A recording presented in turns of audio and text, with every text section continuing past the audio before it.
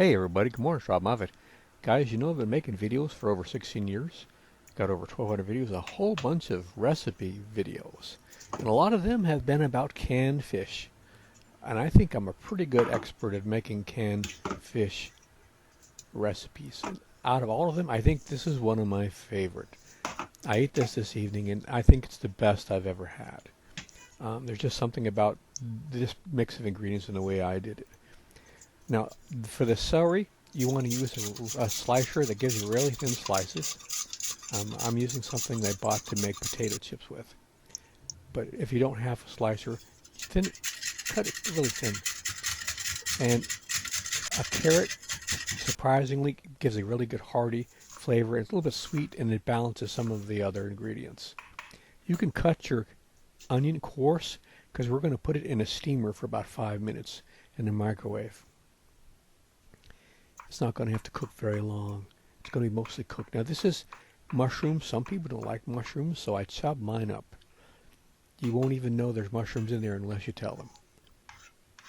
And I don't know why I'm putting these ingredients in this tiny small container that's used to cook stuff in a microwave when I have a dozen mixing bowls in the cupboard. We'll find out in a minute.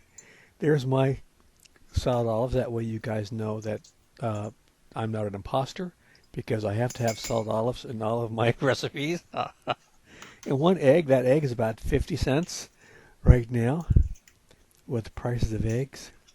So I hope you appreciate all the money I'm spending on you guys. Here's a can of mackerel. I drained it. I did not rinse it. And it's not something most people care about, but it's a wonderful flavor when it's cooked with these ingredients.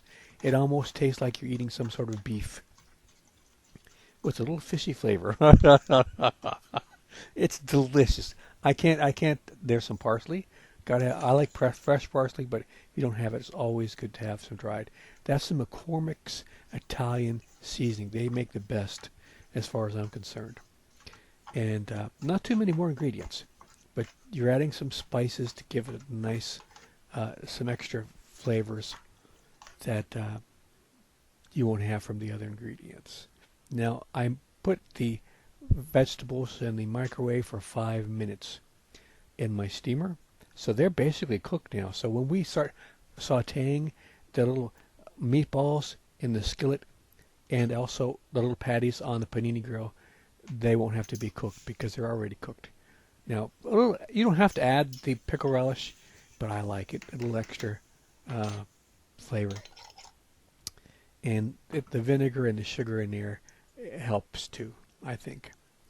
Now, I'm going to find out why I should have gotten the mixing bowl out now. Oh, Lordy. Well, you live and you learn. These ingredients individually don't sound like it's that big of a deal, but this has such a rich taste to it. So many hearty flavors. It's got a really interesting texture. It's just for the cost, the amount of money you spend, and the amount of time it takes to make, I can't think of too many other things that are this low cost and it tastes as good and are as good for you.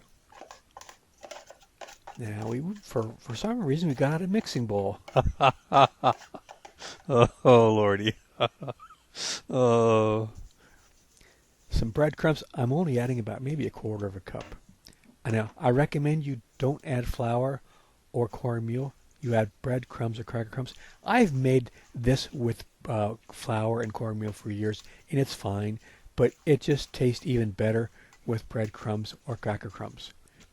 I'm going to show you I'm using canola oil, but I used the coconut oil when it was on the Panini Grill, and I think it just gives a really strong taste, a good taste to the food when you cook it this way. The coconut oil, I think, is worth the investment to add to it. Now, if it's too wet, you want to add more ingredients. If it's too dry, you want to add some liquid.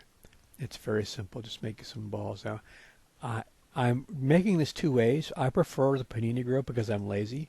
But most people don't have a grill or Panini Grill, but they do have a skillet, so we're going to be making some in my cast iron skillet. Little meatballs, little fish balls.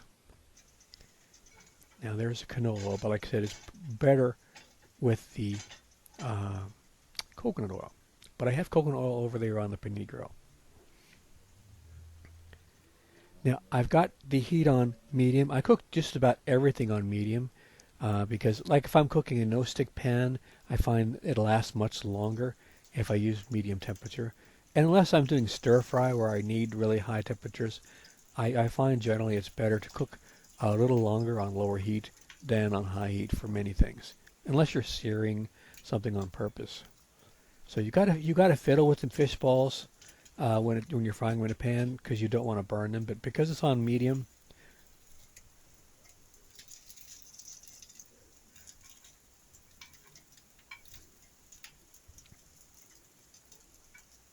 they're getting nice and brown. You don't have to cook too long. I think it was about 12 minutes. But because the vegetables were already cooked, it was not something that took very long.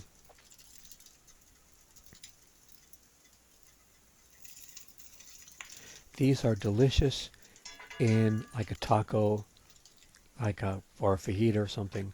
And for this evening, I had a bunch of corn tortillas and some cheddar cheese and some ketchup and hot sauce, and I popped them in the microwave. And I've had about 5 of them so far. So far, I'm done. That's a lot. 5 tacos with the patties and the meatballs, the fish balls. Let me show you the ones over there on the Panini Grill.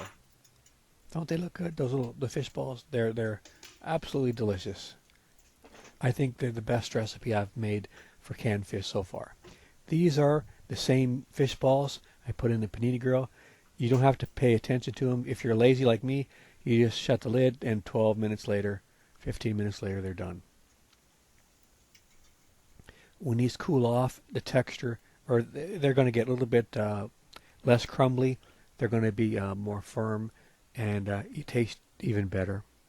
And the next day, it'll taste better too. But they're just delicious. Considering it's a simple can of fish, I can't think of any other animal protein you can buy that is easy to cook with as the canned mackerel, and almost nobody buys them. I should stop making these videos. The price used to be $1. Now they're like over $2. So guys, give this recipe a chance and take a look at my hundreds of other videos in my recipe playlist. Half of them are from other people that I like a lot. Go check them out.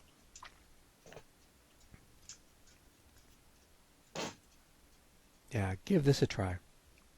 Alright guys, thanks a lot. Take care. See you out there.